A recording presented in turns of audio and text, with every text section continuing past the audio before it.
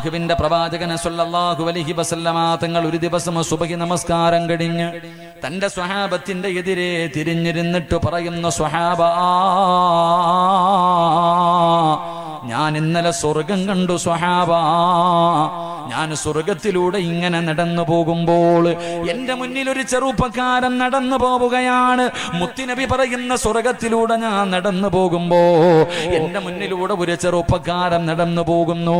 മുത്തുനബിക്ക് നല്ല പരിചയമുള്ള ചെറുപ്പക്കാരനാണ്. ആരാണെന്നറിയുന്നില്ല. അല്ലാഹുവിന്റെ പ്രവാചകം ചോദിക്കുന്നു, ജിബ്രീലേ,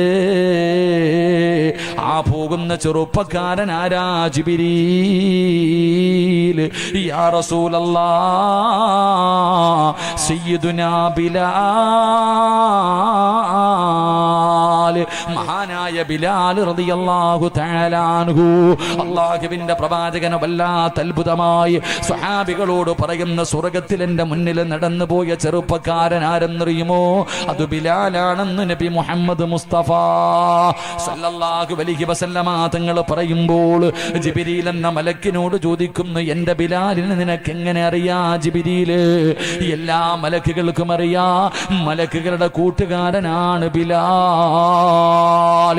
അല്ലാഹുവിന്റെ പ്രവാചകൻ ബിലാലിനോട് ചോദിച്ചു, ബിലാലേ, നിന്നെ മലക്കുകൾക്ക് നല്ല പരിചയമാണ്, മലക്കുകൾക്ക് നിന്നെ വല്ലാത്ത ഇഷ്ടമാണ്, മലക്കുകളെ സ്നേഹിക്കുന്ന ചെറുപ്പക്കാരനാണ് നീ. അതുകൊണ്ട് നീ അതിനു വേണ്ടി എന്തേ നിന്റെ ജീവിതത്തിൽ ചെയ്യുന്നത്? എന്തെങ്കിലും ഒരു നല്ല കാര്യം നീ ചെയ്യുന്നുണ്ടോ? എന്തെങ്കിലും പ്രത്യേകമായിട്ട് നീ ചെയ്യുന്നുണ്ടോ? മഹാനായ ബിലാൽ തങ്ങൾ പറഞ്ഞു, യാ റസൂലല്ലാഹ്, എനിക്ക് എപ്പോഴും ഒളുവുണ്ടാകും നബിയേ, ദായിമുൽ ഉളൂ. ഒളു മുറിഞ്ഞാൽ അപ്പോൾ തന്നെ ഒളുവെടുക്കുന്ന ചെറുപ്പക്കാരനാ, ശുദ്ധിയായിട്ട് നടക്കുന്ന ചെറുപ്പക്കാരനാ, ഒളുവോടുകൂടി എപ്പോഴും നടക്കുന്ന ഒരു ചെറുപ്പക്കാരനാണ് മഹാനായ സയ്യിദുനാ ബിലാൽ. അതുകൊണ്ട് മലക്കുകൾക്ക് വല്ലാത്ത ഇഷ്ടമായിരുന്നു. ഈ സദസ്സിലിരിക്കുന്ന ആണുങ്ങളോടും പെണ്ണുങ്ങളോടും നിങ്ങൾ 24 മണിക്കൂറും ഒളുവെടുത്ത് നടക്കണമെന്ന് ഞാൻ പറയുന്നില്ല. പക്ഷേ ഈ പള്ളിയിലെ നമസ്കരിക്കാൻ വരുന്ന സമയത്തെങ്കിലും നമസ്കരിക്കണമെങ്കിൽ ഒളുവെടുക്കണമല്ലോ, നമസ്കരിക്കണമെങ്കിൽ ഒളുവെടുക്കണമല്ലോ. ആ ഒളുവെടുക്കുന്ന സമയത്തെങ്കിലും നിനക്ക് നല്ലതുപോലെയൊന്ന് ഒളുവെടുത്തുകൂടെ? ഒളു എന്ന് പറഞ്ഞാൽ എന്തെന്നറിയോ? ഒളുവെടുത്താൽ അല്ലാഹു തരുന്ന പ്രതിഫലം എന്തെന്നറിയോ? മഹാനായ നബി മുഹമ്മദ് മുസ്തഫ, നബി മുഹമ്മദ് മുസ്തഫ സല്ലല്ലാഹു അലൈഹി വസല്ലമ തങ്ങൾ ബിലാൽ എന്ന് പറയുന്ന ചെറുപ്പക്കാരനോട് ചോദിച്ചു, മലക്കുകൾക്കൊക്കെ നിന്നെ വലിയ ഇഷ്ടമാ, സ്വർഗത്തിൽ എന്റെ മുന്നിൽ കൂടെ നീ പോകുന്നത് ഞാൻ കണ്ടു, നീ എന്ത് നല്ല കാര്യമാ ചെയ്യണേ? ബിലാൽ തങ്ങൾ പറഞ്ഞു, നബിയെ, ഞാൻ എപ്പോഴും ഒളുവോടുകൂടിയാ നടക്കുന്നത്, എപ്പോഴും ഒളുവോടുകൂടി നടക്കുന്ന അതുകൊണ്ട് മലക്കുകൾക്ക് വലിയ ഇഷ്ടമാണ്. ഞാൻ നിങ്ങളോട് 24 മണിക്കൂർ ഒളുവെടുക്കണമെന്ന് ഞാൻ പറയണില്ല. നിസ്കരിക്കാൻ പോകുന്ന സമയത്ത് ഒന്ന് നിൽക്കണം ഹൗദിന്റെ കരയിൽ. പല മോഡലിൽ ഒളുവെടുക്കുന്നത് കാണാം. ഒന്ന് ഹൗദിന്റെ കരയിൽ നിൽക്കണമെന്നേ. ഏതൊക്കെ മോഡലാ ഒളുവെടുക്കുന്നറിയോ? 3 പ്രാവശ്യം വെള്ളം കോരി കൈയുടെ മുട്ട് വരെ ഇത്തിരി കൂടെ കയറ്റി കഴുകി അതിന് വേറെ പ്രതിഫലം ആലോചിക്കണം. മുട്ടുവരെ കഴുകിയാ മതി. ആ മുട്ടിനെക്കാളും അല്പം മുകളിലേക്ക് ആ കഴുകുന്നത് കയറ്റി കഴുകി അതിന് വേറെ പ്രതിഫലം. എന്നാ കഴുകാനാ പ്രവാചകൻ പറഞ്ഞ്. ഇന്ന് ചെറുപ്പക്കാര് പള്ളിക്കാരെല്ലാം അങ്ങോട്ട് പോയി നോക്കിക്കേ. ഹൗദിന്റെ കരയിൽ നിന്ന ഇവന് കഴുകാനൊന്നും സമയമില്ല. ഇവൻ ഈ വെള്ളത്തിന്റെ അകത്തിട്ട് 3 മുക്കല ഇങ്ങനെ. അല്ലാഹു അക്ബർ, 3 മുക്കലെന്നേ. എടാ, ഒരു 3 മുടി നനഞ്ഞാ മതി. നീ ഇങ്ങനെ പെയിന്റ് അടിക്കുന്നത് എന്തിനാടാ മോനെ? ഒന്ന് നല്ലതുപോലെ തടകിക്കൂടെ? നിനക്ക് നഷ്ടമൊന്നുമില്ലല്ലോ, നിനക്ക് നഷ്ടമൊന്നുമില്ലല്ലോ. എന്തേ പ്രതിഫലം? എന്തേ ഒളു എന്ന് പറഞ്ഞ എന്താ? ഒളുവെന്ന് പറഞ്ഞ എന്തിനാ ഒളുവെടുക്കുന്നത്? ഈ ഒളുവെടുത്താൽ അള്ള തരുന്ന പ്രതിഫലം എന്താ? മഹാനായ നബി മുഹമ്മദ് മുസ്തഫ സല്ലല്ലാഹു അലൈഹി അബൂ ഹുറൈറ റളിയല്ലാഹു തആല അൻഹു റിപ്പോർട്ട് ചെയ്ത ഹദീസിൽ കാണാം, 70,000 മലക്കുകളുമായിട്ട് ജിബ്രീൽ അലൈഹിസ്സലാം മുത്തുനബിയുടെ മുന്നിലേക്ക് ഇറങ്ങി വന്നു. ഒരു സ്വർണത്തിന്റെ സിംഹാസനം പ്രവാചകന്റെ മുന്നിൽ കൊണ്ടുവന്നിട്ടു. എന്നിട്ട് അതിനകത്ത് കയറിയിരുന്നിട്ട് ജിബ്രീൽ അലൈഹിസ്സലാം തന്റെ ചിറക് കൊണ്ട് ഭൂമിയിൽ അടിച്ചു. അടിച്ച സ്ഥലത്ത് നിന്ന് വെള്ളം പൊട്ടി വരാൻ തുടങ്ങി. ജിബ്രീൽ അലൈഹിസ്സലാം മുത്തുനബിയോട് പറഞ്ഞു കൊടുത്തു, നബിയെ, ഒളുവെടുക്കേണ്ടത് എങ്ങനെയാണെന്ന് കണ്ടുപഠിച്ചോ. എന്നിട്ട് ജിബ്രീൽ അലൈഹിസ്സലാം ഒളുവെടുത്ത് കാണിച്ചു കൊടുത്തു. പ്രവാചകനോട് പറഞ്ഞു ഇതുപോലെ ഉളുവെടുക്കാൻ. റസൂലുള്ളാഹി തങ്ങളും അതുപോലെ ഉളുവെടുത്തു. എന്നിട്ട് പ്രവാചകൻ തന്റെ സ്വഹാബികളോട് പറഞ്ഞു, സ്വഹാബ, എങ്ങനെയാ ഉളുവെടുക്കേണ്ടതെന്ന് നിങ്ങൾ കണ്ടുപിടിച്ചോ. ലോകത്തിന്റെ നേതാവ് ഉളുവെടുത്ത് കാണിച്ചു കൊടുത്തു. എന്നിട്ട് പറഞ്ഞു, ഞാൻ ചെയ്ത് കാണിച്ചു തന്നതുപോലെ നിങ്ങൾ ആരെങ്കിലും ഉളുവെടുത്താൽ നിങ്ങളുടെ ജീവിതത്തിൽ ചെയ്ത പാപങ്ങൾ മുഴുവനും അള്ളാഹു പുറത്തു തരുമെന്ന് നബി മുഹമ്മദ് മുസ്തഫ. മോനെ, പ്രവാചകന് കാണിച്ചു തന്നതുപോലെ നീ ഒന്ന് ഉളുവെടുത്താൽ നിന്റെ കണ്ണുകൊണ്ട് കണ്ട പാപമുണ്ടല്ലോ, നിന്റെ ചെവി കൊണ്ട് കേട്ട പാപമുണ്ടല്ലോ, നാവ് കൊണ്ട് പറഞ്ഞ പാപമുണ്ടല്ലോ, കൈകൊണ്ട് പിടിച്ച പാപമുണ്ടല്ലോ, കാലുകൊണ്ട് നടന്ന പാപമുണ്ടല്ലോ, അള്ളാഹു നിനക്ക് പുറത്തു തരുമെന്ന് നബി മുഹമ്മദ് മുസ്തഫ. ഒളിവെടുക്കുന്ന സമയത്ത് ഒരു മനുഷ്യന് സൂക്ഷ്മതയോടുകൂടി മുത്തുനബി ഒളിവെടുത്തതുപോലെ ഒളിവെടുത്ത നിന്റെ ഉമ്മ പ്രസവിച്ചതുപോലെ നീ മാറുമെന്ന് നബി മുഹമ്മദ് മുസ്തഫ. അതാ ഒളു. എന്തിനാ ഒളിവെടുക്കണേ? അള്ളാഹിനെ കാണാനല്ലേ ഒളിവെടുക്കണേ? എന്ത് ചിന്തിക്കാത്ത? എടാ, നീ അള്ളാഹുവിനെ കാണാനാ ഒളിവെടുക്കുന്നേ, വേറെ ഒന്നിനുമല്ല. ഒളിവെടുത്തിട്ടേ നിനക്ക് നിസ്കരിക്കാൻ പറ്റൂ, ഒളിവില്ലാതെ നിസ്കരിക്കാൻ പറ്റൂല. ഇതാർക്കറിയാം? പണ്ട് രണ്ട് ചെറുപ്പക്കാരും മഗ്രിബ് നിസ്കരിക്കാൻ പള്ളിയിൽ പോവാ. മഗ്രിബ് നിസ്കരിക്കാൻ വേണ്ടി പള്ളിയിലേക്ക് പോകുമ്പോൾ ഇമാം അവസാനത്തെ അത്തഹിയ്യാത്തിലിരിക്കുക. ഒരുത്ത ഒളിവെടുക്കാൻ പോയി, ഒരുത്തം പള്ളിക്കകത്ത് കയറി നിസ്കരിച്ചു. രണ്ടുപേരും നമസ്കാരം കഴിഞ്ഞ് ഇറങ്ങി വരുമ്പോ ഈ പള്ളിക്കകത്ത് കയറിപ്പോയവൻ കൂട്ടുകാരനോട് ചോദിച്ചു, നിനക്ക് ജമാഅത്ത് കിട്ടിയോ? ഇല്ലടാ, ഞാൻ ഒളിവെടുത്തിട്ട് ചെന്നപ്പോഴത്തേക്ക് നിസ്കാരം കഴിഞ്ഞു. അപ്പൊ ഇവൻ പറയാ, ഓഹ്, ഞാനെങ്ങാണ് ഒളിവെടുക്കാൻ പോയിരുന്നെങ്കിൽ എന്റെ ജമാഅത്തും പോയൻ എന്ന് പറഞ്ഞാൽ ഈ പൊട്ട ഒളു പോലും എടുത്തില്ല. അതവസ്ഥ. ഞാനും നിന്റെ കൂടെ ഒളിവെടുക്കാൻ വന്നെങ്കിൽ എനിക്കും ജമാഅത്തില്ല. ഇതാ ഇന്നത്തെ അവസ്ഥ. എന്റെ ചങ്ങാതി, നീ എന്തിനാ പള്ളി വരുന്നേ? നിനക്ക് 27 ഇരട്ടി പ്രതിഫലല്ലേ വേണ്ടേ?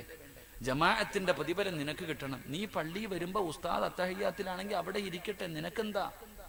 നീ സൂക്ഷ്മതയോടുകൂടി ഒളിവെടുത്തിട്ട് പള്ളിക്കകത്ത് കയറുമ്പോ ഉസ്താദ് സലാം വീട്ടിയാലും നിനക്ക് പ്രതിഫലം അല്ല തരില്ലേ? നിനക്കല്ല പ്രതിഫലം തരുമല്ലോ. ഇത് നീ ഇമാം അത്തഹിയ്യാത്തിലിരിക്കുമ്പോ ഹൗദിന്റെ അകത്ത് കൈ വിട്ടിട്ട് നേരെ ചുവ ഒളിവെടുക്കാതെ പോയാ 2 പാപം. ഒന്ന്, നേരെ ഒളിവെടുത്തില്ല, ഒളിവില്ലാതെ നിസ്കരിച്ചു, അള്ളാനെ കളിയാക്കി, നിന്റെ മരണം വരെ മോശമായി പോകും. അള്ളാഹു കാത്തിരക്ഷിക്കുമാറാകട്ടെ, അള്ളാഹു കാത്തിരക്ഷിക്കുമാറാകട്ടെ. സഹോദര, ഒരാള് ഇമാം ഗസാലി റളിയല്ലാഹു തആല അൻഹു പറയുന്നുണ്ട്, ഈമാനുള്ള ഒരു മനുഷ്യന് 4 അടയാളം ഉണ്ടെന്ന്. അവൻ ഈമാനുള്ളവനാണോ വിശ്വാസിയാണോ എന്ന് തിരിച്ചറിയാൻ 4 അടയാളം. അതിലെ ഒന്നാമത്തെ അടയാളം ഹൗദും കരയിൽ നിൽക്ക്. ആരെങ്കിലും സൂക്ഷ്മതയോടുകൂടി ഒളിവെടുക്കുന്നത് കണ്ടാൽ അവൻ ഈമാൻ ഉള്ളതിന്റെ അടയാളമാണ്. അള്ളാഹു നമുക്ക് ഈമാൻ നൽകുമാറാകട്ടെ, അള്ളാഹ് ഈമാൻ നൽകുമാറാകട്ടെ. അപ്പൊ ഞാൻ പറഞ്ഞു വന്നത്, ഒളിവെട്. എപ്പോഴും നിന്നെ കൊണ്ട് കഴിയുന്ന രീതിയിൽ നമസ്കരിക്കുമ്പോഴെങ്കിലും നല്ല നിലയിൽ ഒളിവെട്. ഒളിവോടുകൂടി വേണം കിടന്നുറങ്ങാൻ, ഒളിവോടുകൂടി വേണം കിടന്നുറങ്ങാൻ. ഒളിവോടുകൂടി കിടന്നുറങ്ങിയാൽ അള്ളാഹുവിന്റെ പ്രവാചകൻ എവിടെന്ന് പറയുകയാണ്, ഒളിവോടുകൂടി കിടക്കുന്ന ഒരു മനുഷ്യൻ അള്ളാഹു തരുന്ന പ്രതിഫലം എന്താ? മൻബാത ത്വാഹിറൻ ബാത ഫീ ശിആരിഹി മലകുൻ ലാ യസ്തൈഖിളു സഅതൻ മിനൽ ലൈൽ ഇല്ലാ ഖാല മലകുൻ അല്ലാഹുമ്മ ഗ്ഫിർ ലി അബ്ദിക ഫുലാൻ. ഏതെങ്കിലും ഒരു മനുഷ്യൻ ഒളിവോടുകൂടിയാണ് കിടന്നുറങ്ങുന്നതെങ്കിൽ ആ മനുഷ്യന്റെ തലയുടെ ഭാഗത്തൊരു മലക്ക് നിൽക്കുകയാ. പെണ്ണേ, ഇന്ന് വയത് കഴിഞ്ഞ് തിരിഞ്ഞ് വീട്ടിലേക്ക് ചെന്ന് അവസാനം കിടന്നുറങ്ങുമ്പോ നീ ഒളിവെടുത്തിട്ടാണ് കിടക്കുന്നതെങ്കിൽ നിന്റെ തലയുടെ മുകളിൽ, നിന്റെ തലയുടെ ഭാഗത്തൊരു മലക്ക് നിന്നിട്ട് അള്ളാഹുവിനോട് ദുആ ചെയ്യുന്നു, അല്ലാ, ഒളിവോടുകൂടി കിടക്കുന്ന ഈ പെണ്ണിന് ഇബാദത്തിന്റെ കൂലി കൊടുക്കണേ അല്ലാ, ഇവളുടെ പാപം പുറത്തു കൊടുക്കണേ അല്ലാ എന്ന് നീ എഴുന്നേക്കുന്നത് വരെ ദുആ ചെയ്യുമെന്ന് നബി മുഹമ്മദ് മുസ്തഫ. ഒളിവോടുകൂടിയാണ് കിടക്കുന്നതെങ്കിൽ ഒരു മലക്ക് നീ ഉണരുന്നത് വരെ ദുആ ചെയ്യുമല്ല.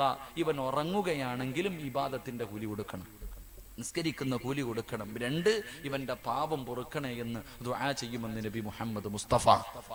ഉറക്കെ നബി മുഹമ്മദ് മുസ്തഫ. അപ്പൊ കിടക്കുമ്പോ ഒളിവെടുത്തിട്ട് അപ്പൊ ചോദിക്കും, ഉസ്താദെ, ഭാര്യയെ തൊട്ടാ ഒളിവ് മുറിയുമല്ലോ? മുറിയും.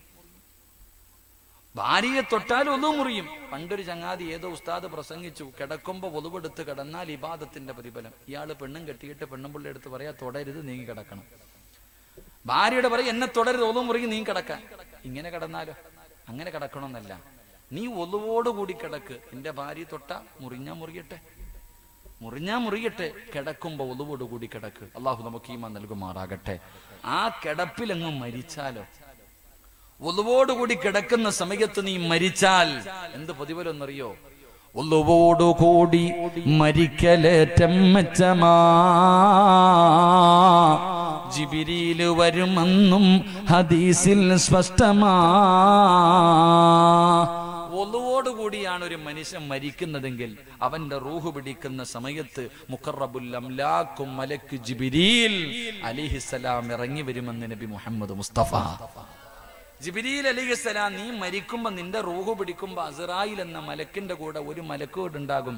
നീ സാധാരണ വ്യക്തിയല്ല, VVIP-യാ. നീ VVIP-യാ. നീ മരിക്കുമ്പോ ജിബ്രീലിനെ കണ്ടു മരിക്കാം. അള്ളാഹു നമുക്ക് ഭാഗ്യം നൽകുമാറാകട്ടെ. പ്രവാചകൻ അവിടെ നിന്ന് പറഞ്ഞു, ഒളിവെടുക്കുന്ന മനുഷ്യൻ നാളെ പരലോകത്ത് വരുമ്പോൾ അവന്റെ അവയവങ്ങൾ പ്രകാശിക്കുമെന്ന് നബി മുഹമ്മദ് മുസ്തഫ സ്വല്ലല്ലാഹു. അതുകൊണ്ട് എൻ്റെ സഹോദരങ്ങളോട് സഹോദരിമാരോട് പറയുന്നു, മലക്കുകൾ നിന്നെ സ്നേഹിക്കണമെങ്കിൽ, മലക്കുകൾ നിന്നെ കൂട്ടുകാരാക്കണമെങ്കിൽ, മലക്കുകളുടെ സാന്നിധ്യം എപ്പോഴും നിന്റെ കൂടെ ഉണ്ടാകണമെങ്കിൽ ദാഇമുൽ വുളൂ നിത്യമാക്ക്, ഒളിവോടുകൂടി നടക്ക്. അള്ളാഹു നമുക്ക് ഭാഗ്യം നൽകി അനുഗ്രഹിക്കുമാറാകട്ടെ. അള്ളാഹു നമുക്ക് ഭാഗ്യം നൽകി അനുഗ്രഹിക്കുമാറാകട്ടെ. 3 ഒന്നുകൂടെ ഇൻഷാ അള്ളാഹ് പറഞ്ഞിട്ട് പിരിയാം. 10:35 ഇല്ലേ? 10 ഇൻഷാ അള്ളാഹ്. ഒന്നുകൂടെ ഇരിക്കല്ലേ? 11 മണി വരെയല്ലേ ഞാൻ പറഞ്ഞത്? ഇരിക്കല്ലേ? എന്തപ്പോ ഒരു വാശി? ഞാൻ ഇങ്ങനെ 12 മണി വരെ ഇരുത്തുന്നാണോ? ഇല്ലപ്പ, ഞാൻ നിർത്തിയേക്കാം ഇൻഷാ അള്ളാഹ്. ഒന്നുകൂടെ. അള്ളാഹു ഈമാൻ നൽകുമാറാകട്ടെ. അള്ളാഹു ഈമാൻ നൽകുമാറാകട്ടെ. മാതാപിതാക്കൾ, വാപ്പയോ ഉമ്മയോ ജീവിച്ചിരിപ്പുള്ള മക്കളൊക്കെ ഒന്ന് കൈപൊക്കിക്ക്. മാതാപിതാക്കൾ ആരെങ്കിലും ജീവിച്ചിരിപ്പുണ്ടെങ്കിൽ എന്താപ്പാ? അൽഹംദുലില്ലാ, അള്ളാഹു അവർക്ക് ദീർഘായുസ് നൽകുമാറാകട്ടെ. എന്റെ പ്രിയമുള്ളവരെ, 3 മഹാനായി നബി മുഹമ്മദ് മുസ്തഫ. ഉറക്കെ മഹാനായി നബി മുഹമ്മദ് മുസ്തഫ സ്വല്ലല്ലാഹു അലൈഹി വസല്ലമ തങ്ങൾ ഉറക്കത്തിൽ നിന്ന് എഴുന്നേറ്റിരുന്ന് ചിരിക്കുകയാണ്. അള്ളാഹുവിന്റെ പ്രവാചകൻ സ്വല്ലല്ലാഹു അലൈഹി വസല്ലമ തങ്ങൾ ഉറക്കത്തിൽ നിന്ന് എഴുന്നേറ്റിരുന്ന് ചിരിക്കുക. പ്രവാചകൻ അങ്ങനെ ചിരിക്കാറില്ല, ചില സന്ദർഭങ്ങളിൽ മാത്രമേ ചിരിച്ചിട്ടുള്ളൂ. അപ്പൊ പ്രവാചകന് ചിരിക്കുന്നത് കണ്ടപ്പോൾ ആയിഷ ബീവി റളിയല്ലാഹു തആല അൻഹ ചോദിച്ചു, നബിയെ, എന്തിനാ നബിയെ ചിരിക്കുന്നത്? കാരണം ഉറക്കത്തിൽ നിന്ന് എഴുന്നേറ്റിരുന്ന് ചിരിച്ചാ ചോദിക്കുമല്ലോ. നമ്മുടെ ഭാര്യമാരെന്താ ചോദിക്കുക? ആയിഷ ബീവിക്ക് അറിയാം, എന്തെങ്കിലും കാരണമില്ലാതെ പ്രവാചകൻ ചിരിക്കൂല, എന്തെങ്കിലും കണ്ടിട്ടുണ്ടാകും, എന്തെങ്കിലും അത്ഭുതം സംഭവിച്ചിട്ടുണ്ടാകും, അതുകൊണ്ടാണ് മുത്തുനബി ചിരിച്ചേ. നമ്മൾ ചിരിച്ച പെണ്ണുമ്പുള്ള ചിന്തിക്ക് ഇങ്ങാർക്ക് ഭ്രാന്ത് പിടിച്ചല്ല, ഉസ്താദിന്റെ അടുക്കൽ എങ്ങാനും രാവിലെ കൊണ്ടുപോകണം, അങ്ങനല്ലേ ചിന്തിക്കാറ്. അള്ളാഹു നമുക്കൊക്കെ നല്ല ജീവിതം നൽകുമാറാകട്ടെ. അള്ളാഹു നമ്മുടെയൊക്കെ ഭാര്യമാരെ സാലിഹത്തായ ഭാര്യമാരാക്കി തരുമാറാകട്ടെ. ആമീൻ പറവാപ്പ. നിന്റെ പെണ്ണുമ്പുള്ള തലതിരിഞ്ഞു പോയാ കഴുത്തറുത്തിട്ട് കണ്ടവന്റെ കൂടെ ഒളിച്ചോടുന്ന പെണ്ണുങ്ങളുടെ കാലവാ. അള്ളാഹു കാത്തുരക്ഷിക്കുമാറാകട്ടെ. അള്ളാഹു നമ്മുടെ ഭാര്യമാരെയൊക്കെ സാലിഹത്തായ ഭാര്യമാരാക്കി തരുമാറാകട്ടെ. ഇവിടത്തെ പെണ്ണുമ്പിള്ളയെ സ്വർഗത്തിൽ ഭാര്യയായിട്ട് കിട്ടണമെന്ന് ആഗ്രഹമുള്ള ഭർത്താക്കന്മാരൊന്ന് കൈവക്കിക്കേ.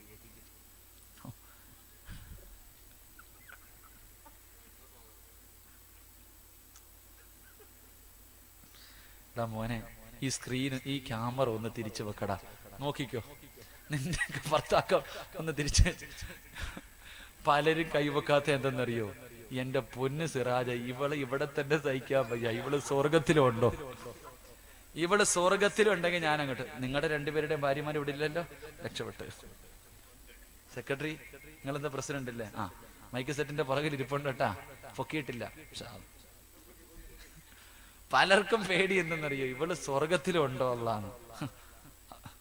നിങ്ങളോ? ഭർത്താക്കന്മാര് സ്വർഗത്തിൽ വേണമെന്ന് ആഗ്രഹമുള്ള താത്തമാരൊന്ന് കൈവക്കിക്ക്. സ്വാതന്ത്ര്യ ദിനത്തിന് കൊടി പൊക്കണ പോലെ ഉണ്ട്. വേണോ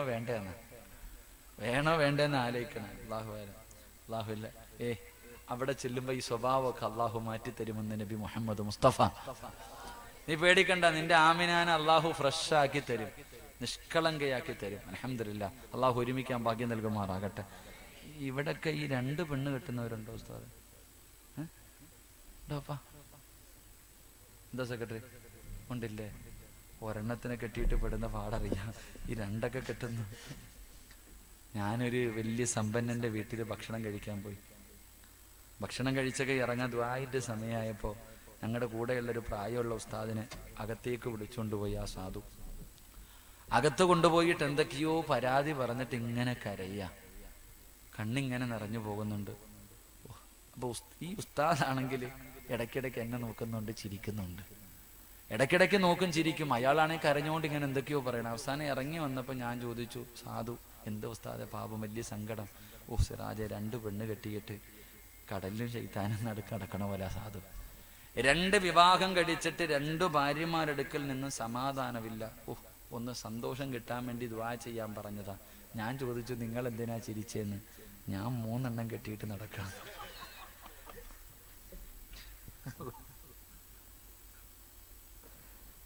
ഈ പാവപ്പെട്ട 3 എണ്ണം കെട്ടിയിട്ട് എവിടെന്നാ ഇനി വന്ന അവസ്ഥ?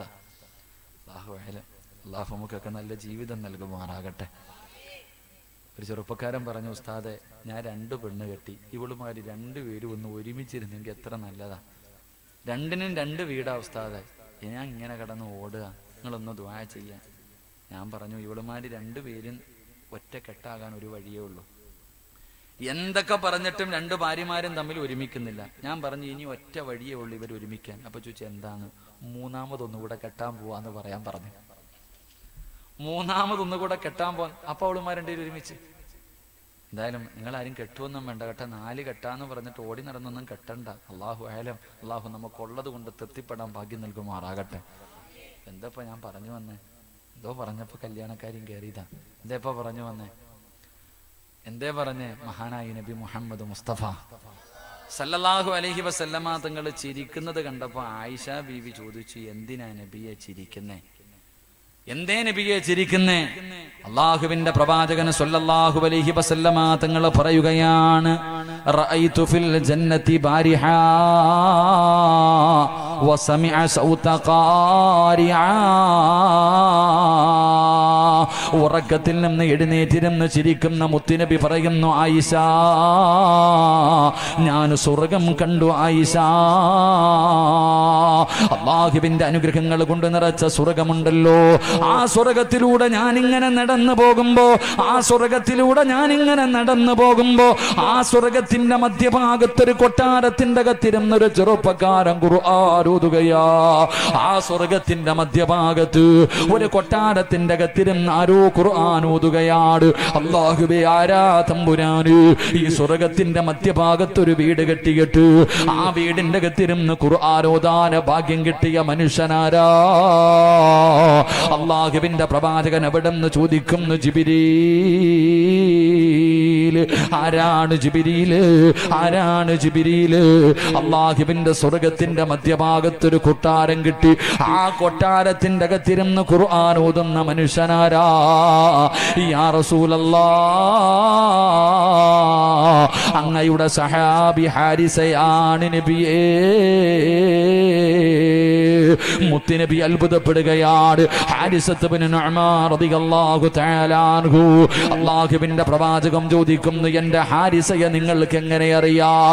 എന്റെ ഹാരിസാനെ നിങ്ങൾക്ക് എങ്ങനെ അറിയാം നബിയെ? അറിയാത്ത മലക്കുകളില്ല നബിയെ. കാരണം എന്തെന്നറിയുമോ? ഇന്നഹു മിൻ മിഅത്തി സാബിഅ അല്ലദീ തകഫനല്ലാഹു ബിഅർസാഖിനാ.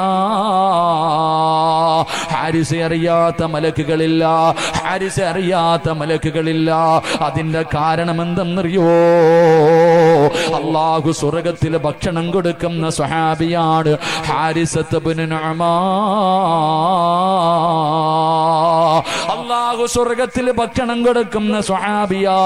പ്രവാചകൻ അവിടെ നിന്ന് അത്ഭുതപ്പെടുകയാണ്. അല്ലാഹുവിന്റെ പ്രവാചകൻ ഇത് പറഞ്ഞു കൊടുക്കുമ്പോ ആയിഷ ബീബി റളിയല്ലാഹു തആല അൻഹ അവിടെ നിന്ന് ചോദിക്കുന്നു, നബിയേ യാ റസൂലല്ലാഹ്, അല്ലാഹുവിന്റെ പ്രവാചകരേ, സ്വർഗത്തിൽ സ്വന്തമായിട്ടൊരു വീട്, സ്വർഗത്തിന്റെ മധ്യഭാഗത്ത് സ്വന്തമായിട്ടൊരു ഭവനം, അതുമാത്രമല്ല അല്ലാഹു സ്വർഗത്തിൽ ഭക്ഷണം കൊടുക്കുന്ന സ്വഹാബിയാ. ഇത് കിട്ടാനുള്ള കാരണം എന്താ? ആയിഷ കദാകൽ ബിർറു, തന്റെ മാതാപിതാക്കൾക്ക് ഗുണം ചെയ്തതിന് അല്ലാഹു കൊടുത്ത പ്രതിഫലമാണെന്ന് നബി മുഹമ്മദ് മുസ്തഫ സല്ലല്ലാഹു അലൈഹി വസല്ലമ തങ്ങൾ നോക്കുമ്പോ സ്വർഗത്തിന്റെ മധ്യഭാഗത്ത് ഒരു കൊട്ടാരത്തിന്റെ അകത്തിരുന്നൊരു ചെറുപ്പക്കാരൻ ഖുർആൻ ഓതുകയാണ്. ആരാണെന്ന് ചോദിച്ചപ്പോൾ പറഞ്ഞു, നബിയെ, അങ്ങയുടെ സഹാബി ഹാരിസത്ത് ബിൻ നുഅ്മാൻ റളിയല്ലാഹു തആല അൻഹു. ഈ പ്രതിഫലം അല്ലാഹു എല്ലാ മലക്കുകൾക്കും പരിചയം. കാരണം അല്ലാഹു നാളെ സ്വർഗത്തിൽ ഭക്ഷണം കൊടുക്കുന്ന സ്വഹാബിയ. അല്ലാഹു നമുക്ക് ഈമാൻ നൽകി അനുഗ്രഹിക്കുമാറാകട്ടെ. എൻ്റെ പ്രിയമുള്ളവരെ, സ്വർഗത്തിന്റെ മധ്യഭാഗത്ത് ഒരു വീട്, അള്ളാഹുവിൻ്റെ അടുക്കൽ നിന്ന് ഭക്ഷണവും വാങ്ങിക്കഴിക്കാനുള്ള ഭാഗ്യം, ഇത് രണ്ടും വേണമെന്ന് ആഗ്രഹമുള്ളവർ കൈവക്ക്. സ്വർഗത്തിൽ ഒരു വീടും, എവിടെ? ഈ നാട്ടിലല്ല, ഇവിടെ വീട് വെക്കാം, പൈസ വേണം, അത്രേ ഉള്ളൂ. ആർക്കും പറ്റും, ലോൺ എടുത്താലും വെക്കാം. പക്ഷെ സ്വർഗത്തിൽ സ്വന്തമായിട്ടൊരു വീട് വേണോ? അത് മാത്രമല്ല, ആരുടെ കയ്യിൽ നിന്ന് ഭക്ഷണം? ആരുടെ കയ്യിൽ നിന്ന് ഭക്ഷണം? അള്ളാഹുവിൻ്റെ അടുക്കൽ നിന്ന് ഭക്ഷണം. അള്ളാഹു വാങ്ങിക്കഴിക്കാൻ ഭാഗ്യം നൽകുമാറാകട്ടെ. അള്ളാഹു സ്വർഗത്തിൽ ആദ്യമായിട്ട് കഴിക്കാൻ തരുന്ന ഭക്ഷണം എന്താപ്പാ? എന്താ ആമിനാത്ത? അള്ളാഹു സ്വർഗത്തിൽ മന്തി ബിരിയാണിയാ? അള്ളാഹു സ്വർഗത്തിൽ ആദ്യമായിട്ട് കഴിക്കാൻ തരുന്ന ഭക്ഷണം എന്താ മനുഷ്യന്മാരെ? മീനിന്റെ പൊരിച്ച കരളാണെന്ന് നബി മുഹമ്മദ് മുസ്തഫ. ഉറക്കെ നബി മുഹമ്മദ് മുസ്തഫ. മീനിന്റെ കരൾ തിന്നാൻ എന്തേ മടിയുണ്ടാ?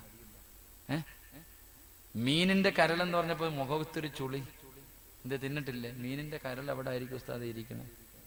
ഇനി മീൻ വെട്ടുമ്പോ നോക്കണം കേട്ടാ, തലയ്ക്കകത്തായിരിക്കും മീനിന്റെ കരള്. അതാണ് നാളെ അള്ളാഹു സ്വർഗത്തിൽ ആദ്യം കഴിക്കാൻ തരുന്ന ഭക്ഷണം. അള്ളാഹു വാങ്ങി കഴിക്കാൻ ഭാഗ്യം നൽകുമാറാകട്ടെ. ആയിഷ ബീവി റളിയല്ലാഹു തആല അൻഹ ചോദിച്ചു, നബിയെ, ഉമ്മാനെയും വാപ്പാനെയും സ്നേഹിച്ച ഈ പ്രതിഫലം കിട്ടുമോ? എങ്കിൽ ഞാനും എൻ്റെ ഉമ്മാനെയും വാപ്പാനെ സ്നേഹിക്കുന്നുണ്ട്, എനിക്കും കിട്ടുമോ? ഈ സ്വഹാബിക്ക് അള്ളാഹു ഇത് കൊടുക്കാനുള്ള കാരണം മാതാപിതാക്കളെ സ്നേഹിച്ചതിനാ. അപ്പൊ ആയിഷ ബീവി റളിയല്ലാഹു തആല അൻഹ ചോദിച്ചു, ഞാനും എൻ്റെ വാപ്പാനെയും ഉമ്മാനെയും സ്നേഹിക്കുന്നു, എല്ലാവരും സ്നേഹിക്കുന്നു, എല്ലാവർക്കും കിട്ടുമോ? ഇല്ല. ആ സ്വഹാബിക്ക് 3 സ്വഭാവം ഉണ്ടായിരുന്നു എന്ന് നബി മുഹമ്മദ് മുസ്തഫ. മാതാപിതാക്കള് ജീവിച്ചിരിപ്പുണ്ടെന്ന് പറഞ്ഞ എല്ലാ മക്കളും കേട്ടോ, ഈ 3 സ്വഭാവം നിനക്കുണ്ടെങ്കിൽ നിനക്കും ഈ പ്രതിഫലം അള്ളാഹു തരും. അള്ളാഹു നൽകി അനുഗ്രഹിക്കുമാറാകട്ടെ. ആ 3 ഗുണം പറഞ്ഞിട്ട് ആ സ്വർഗത്തിൽ പോകാനുള്ള ആയത്തും പറഞ്ഞിട്ട് നമുക്ക് ഓടാം. അള്ളാഹു ഭാഗ്യം നൽകുമാറാകട്ടെ. 1, റസൂലുള്ളാഹി തങ്ങൾ പറയുകയാ, പക്കറ്റ് പിരിവുണ്ടോ? ഇല്ല. ഇൻഷാ അല്ലാഹ് എല്ലാവരുടെയും പോക്കറ്റ് സേഫ്റ്റി ഉണ്ടോപ്പാ? ഉണ്ടോ? ഉണ്ടോ?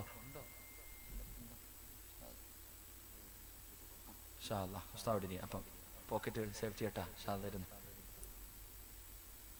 അള്ളാഹുവിന്റെ പ്രവാചകൻ സല്ലല്ലാഹു അലൈഹി വസല്ലമ തങ്ങളോട് തന്റെ പ്രിയപ്പെട്ട ഭാര്യയായ ആയിഷ ബീവി റളിയല്ലാഹു തആല അൻഹ അവിടുന്ന് ചോദിക്കുന്നു, യാ റസൂലല്ലാഹ്, അള്ളാഹുവിന്റെ നബിയേ, എന്താണ് നബിയേ സ്വർഗത്തിൽ സ്വന്തമായിട്ടൊരു വീട്, അള്ളാഹുവിന്റെ അടുക്കൽ നിന്നുള്ള ഭക്ഷണവും വാങ്ങിക്കഴിക്കാൻ ഭാഗ്യം കിട്ടണമെന്ന് വല്ലാത്ത മോഹമുണ്ട് നബിയേ. അതിനെന്തേ ചെയ്യേണ്ടത്?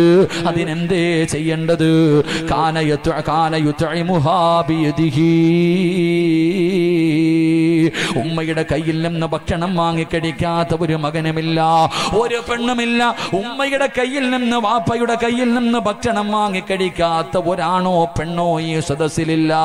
ഇന്നും നമുക്ക് കൊതിയാണ്, നമ്മുടെ ഉമ്മയുടെ കയ്യിൽ നിന്ന് ഭക്ഷണം വാങ്ങിക്കഴിക്കാൻ വല്ലാത്ത മോഹമാണ്. എങ്കിൽ കൈ പൊക്കിയവരോട് ഞാനൊരു ചോദ്യം ചോദിക്കട്ടെ, മനുഷ്യ, ഇന്ന് വരെ നീ നിന്റെ ഉമ്മയ്ക്ക് ഭക്ഷണം വാരിക്കൊടുത്തിട്ടുണ്ടോ?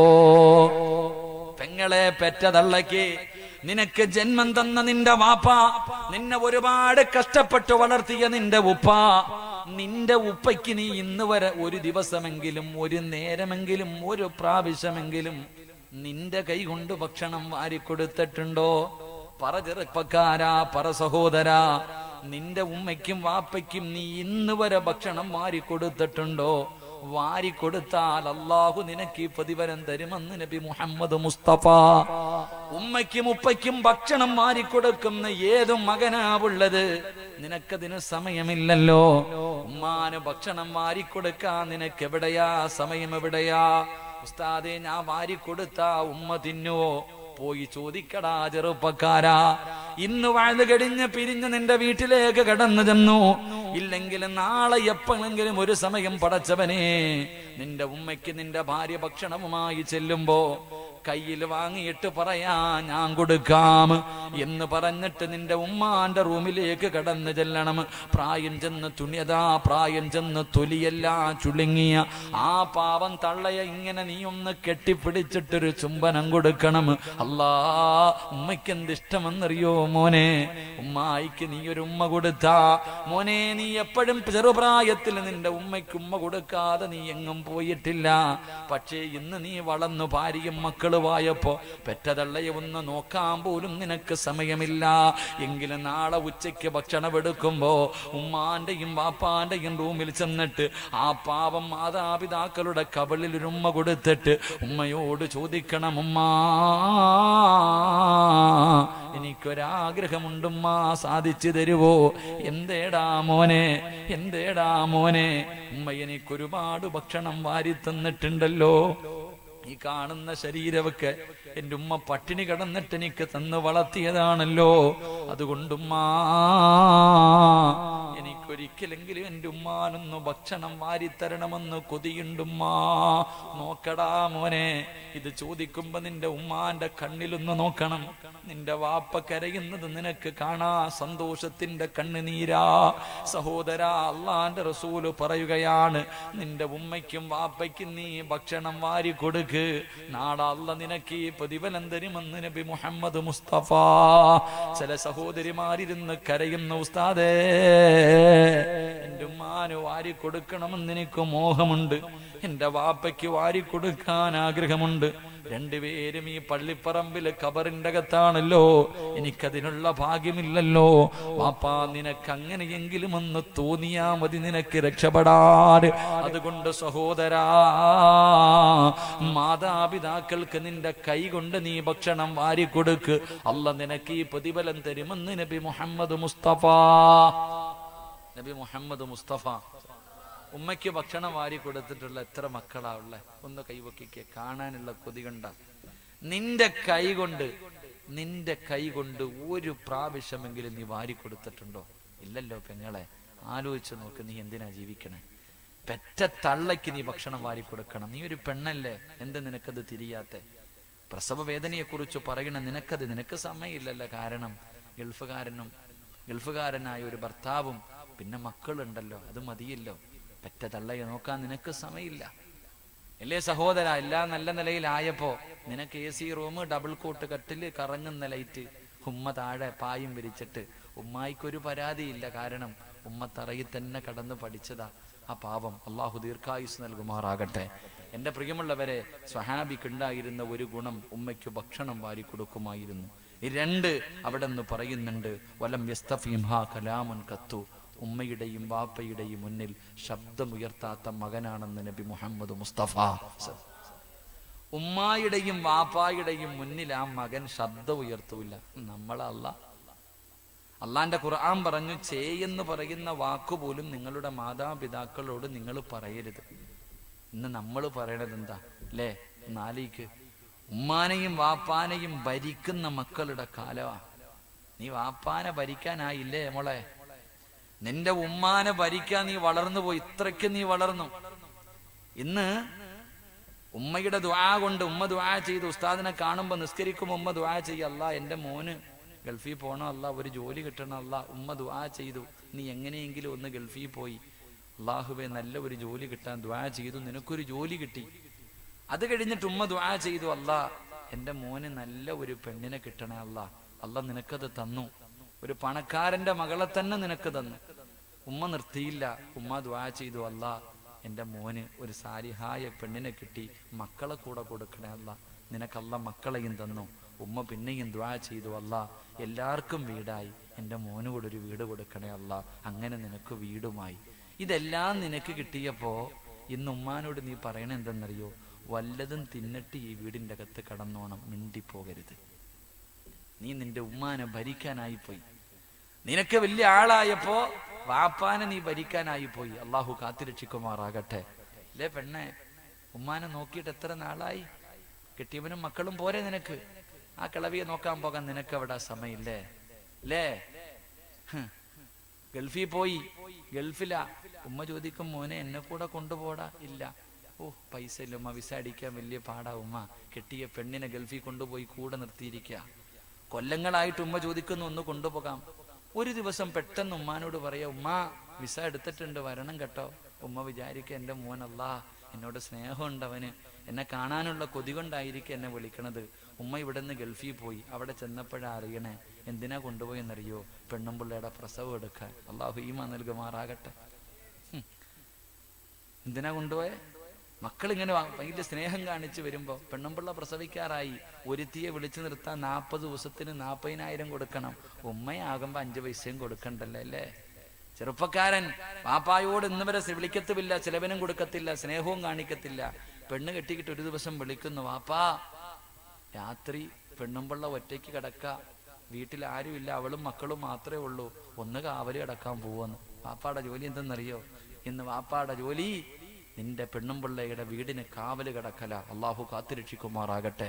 എൻ്റെ പ്രിയമുള്ളവരെ, റസൂലുള്ളാഹി സ്വല്ലല്ലാഹു അലൈഹി വസല്ലമ തങ്ങൾ പറഞ്ഞു, ഉമ്മാന്റെയും ബാപ്പാന്റെയും മുന്നിൽ നീ ശബ്ദമുയർത്തരുത്, ഉയർത്തിയാൽ അള്ളാഹു കാത്തുരക്ഷിക്കുമാറാകട്ടെ.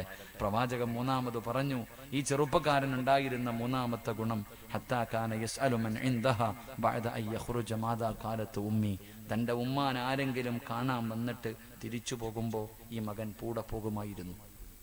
തൻ്റെ ഉമ്മാനെ കാണാൻ ആരെങ്കിലും വീട്ടിൽ വന്നിട്ട് തിരിച്ചു പോകുമ്പോൾ ഈ ചെറുപ്പക്കാരൻ പുറകിൽ പോകും. എന്നിട്ട് ചോദിക്കും, എൻ്റെ ഉമ്മ വല്ല പരാതിയും പറഞ്ഞു? ഉമ്മാനെ തല്ലാനല്ല, എൻ്റെ ഉമ്മ എന്നോടൊന്നും പറയാറില്ല, എൻ്റെ വീട്ടിൽ എൻ്റെ ഉമ്മയ്ക്ക് എന്തെങ്കിലും കുറവുണ്ടെങ്കിൽ പറ, ചെയ്തു കൊടുക്കാനാ. എൻ്റെ സഹോദര ഒന്ന് ചിന്തിച്ചു നോക്ക്, ആ സ്വഹാബി ചോദിച്ചറിഞ്ഞിട്ട് ചെയ്തു കൊടുക്കുമായിരുന്നു എന്ന് നബി മുഹമ്മദ് മുസ്തഫ സല്ലല്ലാഹു അലൈഹി വസല്ലം. കാരണം നമ്മുടെ ഉമ്മ നമ്മളോടൊന്നും പറയാറില്ല, സ്നേഹമില്ലാത്തത് കൊണ്ടല്ല, നമ്മുടെ ഭാര്യയെ പേടിച്ചിട്ടാ. ഉമ്മയ്ക്ക് പറയണമെന്നുണ്ട്, പക്ഷെ ഉമ്മ പറയാത്തത് നിന്റെ ഭാര്യയെ പേടിച്ചിട്ടാ. കാരണം അവക്കിതൊന്നും ഇഷ്ടമല്ലല്ലോ. ചില പെണ്ണുങ്ങൾക്ക് അവള് കാണാതെയാ ഉമ്മയ്ക്കൊരു 10 രൂപ പോലും മക്കള് കൊടുക്കുന്നത്. അതുകൊണ്ട് ഉമ്മ ഒന്നും പറയാറില്ല. പക്ഷെ ഉമ്മാനെ കാണാൻ വരുന്ന കൂട്ടുകാരിയോട് പരാതിയല്ല, വിഷമം ഉമ്മ പങ്കുവെക്കാറുണ്ട്. ചോദിച്ചറിഞ്ഞിട്ട് ചെയ്തു കൊടുക്ക്. നിങ്ങളോട് ഞാൻ ചോദിച്ചറിഞ്ഞ് ചെയ്യണമെന്നൊന്നും പറയില്ല. ആ സഹാബി വീട്ടിൽ വന്നിട്ട് പോകുന്നവരുടെ പുറകെ നടന്ന് കരഞ്ഞു വിളിച്ച് ചോദിച്ചിട്ട് ചെയ്തു കൊടുക്കും. ഞാൻ പറയുന്നത്, ഉമ്മ നിങ്ങളോട് പറയുന്നതെങ്കിലും ചെയ്തു കൊടുക്കും. ഉമ്മ പറയാം, മോനെ ആ പ്രഷറിന്റെ ഗുളിക എത്ര പെട്ടെന്ന് തീർന്നു ഉമ്മ? ചോദിക്കുന്നതാ, മോനെ ഒരു ജോഡി വസ്ത്രം എന്തിനാ? ഇന്നലെയല്ലേ, കഴിഞ്ഞ ആഴ്ചയല്ലേ, കഴിഞ്ഞ മാസത്തിനല്ലേ മേടിച്ചെന്നെ? എന്തിനാ പെങ്ങളെ? ഉമ്മയ്ക്ക് അറിഞ്ഞ് ചെയ്തു കൊടു. അള്ളാഹു നിനക്ക് സ്വർഗത്തിൽ ഈ 2 പ്രതിഫലം തരുമെന്ന് നബി മുഹമ്മദ് മുസ്തഫ സല്ലല്ലാഹു അലൈഹി വസല്ലം. അള്ളാഹു നമുക്ക് ഈമാൻ നൽകി അനുഗ്രഹിക്കുമാറാകട്ടെ. അള്ളാഹുവെ, ഞങ്ങളുടെ ജീവിച്ചിരിക്കുന്ന ഞങ്ങളുടെ ഉമ്മായിക്കും വാപ്പായിക്കും നീ ദീർഘായുസ് കൊടുക്കണേ അല്ലാ, ആഫിയത്ത് കൊടുക്കണേ അല്ലാ. അള്ളാഹുവെ, അവരുടെ കാൽച്ചുവട്ടിൽ കിടക്കുന്ന സ്വർഗം നീ ഞങ്ങൾക്ക് നൽകി അനുഗ്രഹിക്കണേ അല്ലാ. അള്ളാഹുവെ, മരണപ്പെട്ടു പോയ ഞങ്ങളുടെ മാതാപിതാക്കളുടെ ഖബറിടം നീ വിശാലമാക്കണേ അല്ലാ. സ്വർഗ പൂങ്കാവനമാക്കണേ റഹ്മാനെ. സ്വർഗത്തിന്റെ കവാടം നീ തുറന്നു കൊടുക്കണേ റഹ്മാനെ. എൻ്റെ പ്രിയമുള്ള സഹോദരങ്ങളെ, ഇൻഷാ അല്ലാഹ് എഴുന്നേക്ക് ദുആ ചെയ്യും. പെട്ടെന്ന് എഴുന്നേക്ക് ഇൻഷാ. എല്ലാവരും എഴുന്നേക്ക്. ആ പുറത്തേക്കണ ചങ്ങാതിമാര് പറ്റുമെങ്കിൽ കയറ്, ഇല്ലെങ്കിൽ വിട്ടോ. ബിസ്മില്ലാ. ഇങ്ങോട്ട് എടുത്തു വാ ഇൻഷാ അല്ലാഹ്. എല്ലാവരും അടുത്തേക്ക് വാപ്പാ ഇൻഷാ അല്ലാഹ്.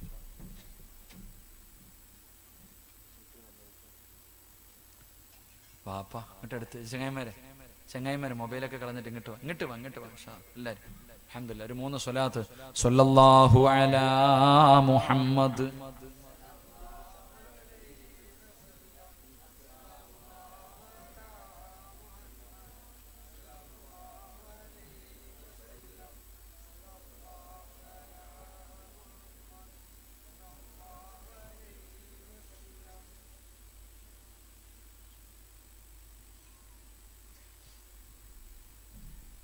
അള്ളാഹു സ്വീകരിക്കും. ഇങ്ങോട്ട് വാപ്പാ, എന്തപ്പാ അകത്ത് നിൽക്കണേ? നമ്മൾ തമ്മിൽ എന്തിനാ പോരാ അകൽച്ച? അടുത്ത് നിൽക്ക്. എപ്പോഴല്ലേ ബന്ധങ്ങൾ? ഇങ്ങോട്ട് വാ വാ വാ വാ. നാളെ പോണേ നിങ്ങളൊക്കെ ഇനി പകന്ന്. ഇങ്ങോട്ട് വാ, പറ്റുമെങ്കിൽ ഇങ്ങോട്ട് അടുത്ത് നിൽക്കും ഇൻഷാ അല്ലാഹ്. അള്ളാഹു നമുക്ക് ആഫിയത്തും ആരോഗ്യം നൽകട്ടെ. നിങ്ങൾക്ക് വയ്യാങ്കിൽ 2 പേരും ഇരുന്നോ വാപ്പാ ഇൻഷാ അല്ലാഹ്. ആ ചങ്ങാതി, ആ കുട്ടി ഉറങ്ങുവാണെങ്കിൽ അവിടെ ഇരുത്തിയാലോ, ബുദ്ധിമുട്ടിക്കണ്ട. വാ ഇൻഷാ അല്ലാഹ്, അടുത്തേക്ക് വാ. അള്ളാഹു സ്വീകരിക്കുമാറാകട്ടെ. അള്ളാഹു സ്വീകരിക്കുമാറാകട്ടെ. എൻ്റെ പ്രിയമുള്ള സഹോദരങ്ങളെ, മഹാനായ നബി മുഹമ്മദ് മുസ്തഫ സല്ലല്ലാഹു അലൈഹി വസല്ലമ തങ്ങൾ പറഞ്ഞു, പണക്കാരെ അല്ല പരിചയപ്പെടേണ്ടത്. ഈ നാട്ടിലെ പണക്കാരാന്ന് വെച്ചാൽ നമുക്ക് എല്ലാവർക്കും അറിയാം അല്ലേ? ഈ നാട്ടിലെ ഏറ്റവും പണമുള്ളവൻ ആരാന്ന് വെച്ചാൽ എല്ലാവർക്കും അറിയാം. എന്നാൽ ഈ നാട്ടിലെ പാവപ്പെട്ടവൻ ആരാണെന്ന് നിങ്ങൾക്കറിയോ? ഈ നാട്ടിൽ ഒരു നേരത്തെ അന്നത്തിന് വകയില്ലാത്തവൻ ആരാന്ന് വെച്ചാൽ ഈ മഹലിന്റെ പ്രസിഡന്റിന് വെച്ചാൽ അറിയോ? അറിയില്ല. ഹത്തീബിനറിയോ? അറിയില്ല. നിങ്ങൾക്കറിയില്ല. എന്നാൽ ഈ നാട്ടിലെ ഏറ്റവും നല്ല പണമുള്ളവൻ ആരാ? എല്ലാവർക്കും അറിയാം. എങ്കിൽ പ്രവാചകൻ സല്ലല്ലാഹു അലൈഹി വസല്ലമ തങ്ങൾ പറഞ്ഞു, നിങ്ങൾ പാവപ്പെട്ടവനെ പോയി പരിചയപ്പെടണേ എന്ന് നബി മുഹമ്മദ് മുസ്തഫ സല്ലല്ലാഹു അലൈഹി വസല്ലമ തങ്ങൾ പറഞ്ഞു. പാവപ്പെട്ടവനെ നീ തെരഞ്ഞു പോണം, അവൻ ഇങ്ങോട്ടല്ല വരണ്ടേ.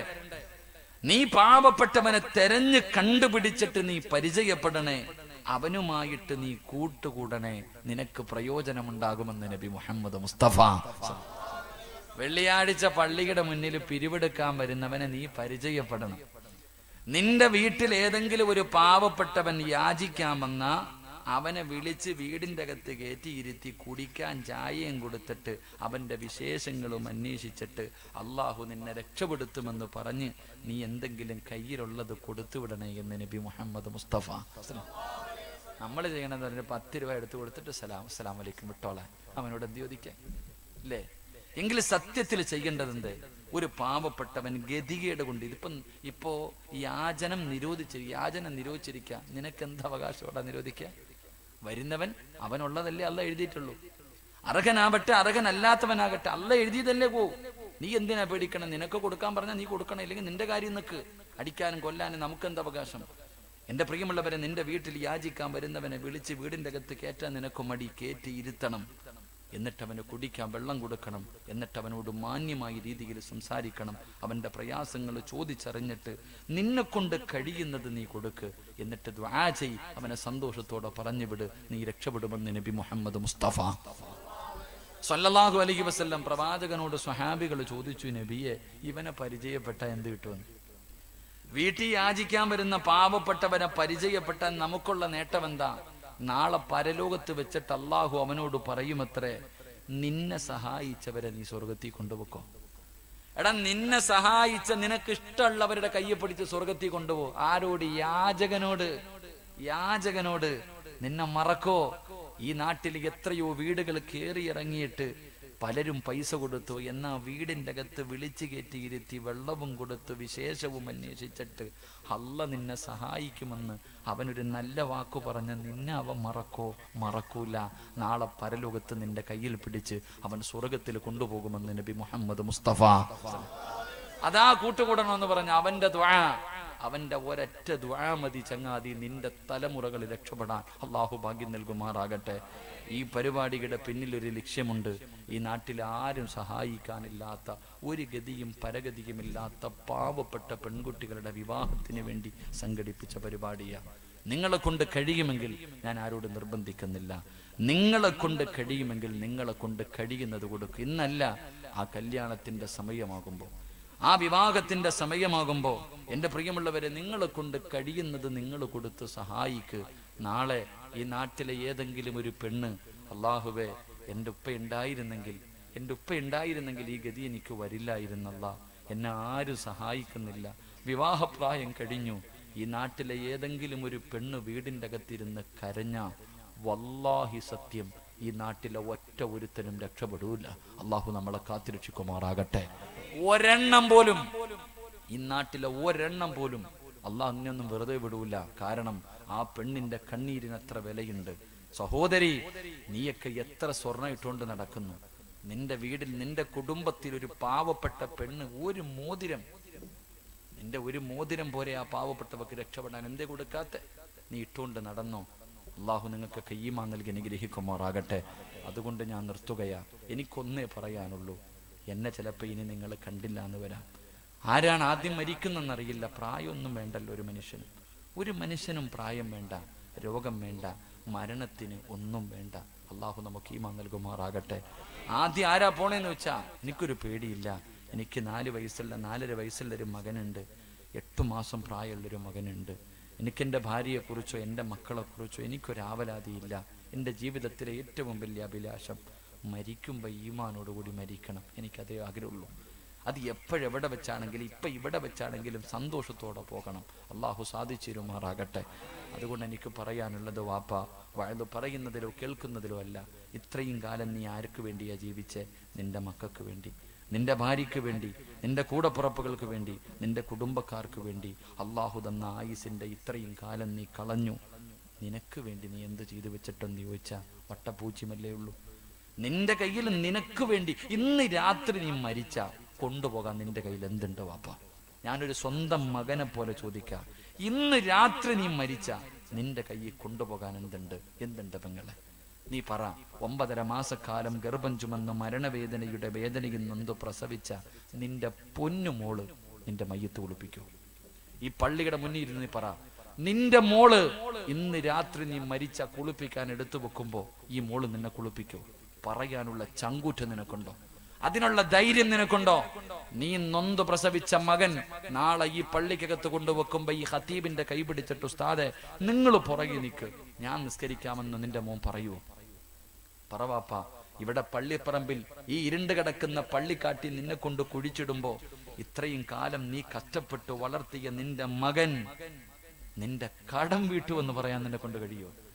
വാപ്പാടെ ഖബർ എവിടാന്ന് വെച്ചാ അറിയാത്ത മക്കളുടെ കാലം. നിന്റെ ഖബറിന്റെ ചാരത്ത് വന്നിട്ട് തെറ്റാതെ കാണാതെ ഒരു യാസീൻ ഓതാൻ നിന്റെ മകന് കഴിയുവോ? അള്ളാഹു ഈമാൻ നൽകുമാറാകട്ടെ. അങ്ങനെ ഒരെണ്ണം നിനക്കുണ്ടെങ്കിൽ നിന്റെ ഈ ജീവിതം നിനക്ക് രക്ഷപ്പെട്ടു. നിന്റെ ഈ ജീവിതത്തിൽ ഒരു അർത്ഥമുണ്ട്. ഇല്ലെങ്കിൽ ആ പള്ളിക്കാട്ടി കടന്ന് തെണ്ടേണ്ടി വരും. അള്ളാഹു കാത്തിരക്ഷിക്കുമാറാകട്ടെ.